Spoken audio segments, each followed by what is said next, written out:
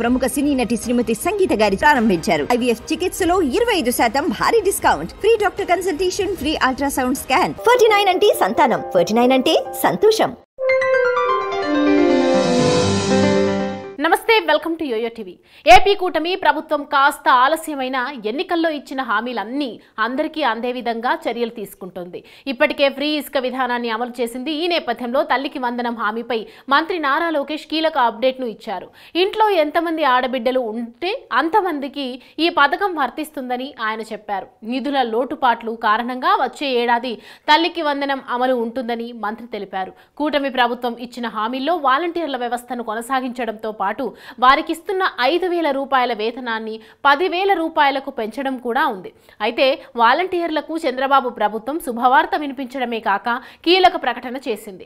Assembly సమావేశాల సందర్భంగా YCP Darsi MLA Buchapalli Sivaprasad Reddy ప్రశ్నోత్తరాల సమయం సందర్భంగా వాలంటీర్లకు సంబంధించిన ప్రశ్నను పంపించారు.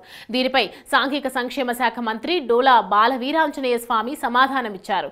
ఇచ్చిన హామీ మేరకు ప్రభుత్వం వాలంటీర్ల వేతనాన్ని పెంచబోతున్నట్లు వెల్లడించారు. వాలంటీర్ల వ్యవస్థకు సంబంధించి ప్రస్తుతం అధ్యయనం చేస్తున్నామని, త్వరలోనే వారికి సంబంధించి మంచి నిర్ణయం తీసుకోబోతున్నట్లు తెలిపారు. అలాగే ఈ వ్యవస్థను కూడా రాష్ట్రంలో కొనసాగిస్తున్నట్లు చెప్పారు. వాలంటీర్ల వ్యవస్థకు సంబంధించి కొత్త స్పష్టత రావాల్సి ఉందని ప్రభుత్వం చెబుతున్న తరుణంలోనే వారి వేతనాలను త్వరలోనే పెంచబోతున్నట్లు చెబుతుండటం ఆసక్తికరంగా మారింది. నిధుల కొరత వెంటాడుతున్న తరుణంలో 10,000 రూపాయలకు పెంపు అనేది ప్రభుత్వానికి భారంగా మారుతోందా అనే ఆలోచనలో ప్రభుత్వం ఉన్నట్లు తెలుస్తోంది. వాలంటీర్లకు 10,000 రూపాయల వేతనం పెంచి వారి విద్యార్హతలను పరిశీలించి వీరికి 3 సంవత్సరాల కాలపరిమితితో మంచి ఉద్యోగంలో స్థిరపడేలా చేయడానికి ప్రభుత్వం ప్రణాళికలు రూపొందిస్తోంది. దీనికి సంబంధించిన విధి విధానాలు పూర్తయిన తర్వాత అధికారికంగా ప్రకటించే అవకాశం ఉంది. ఈ 3 సంవత్సరాల కాలంలో వీరికి ఎటువంటి విధులు కేటాయిస్తారు అనేది ఆసక్తికరంగా మారింది.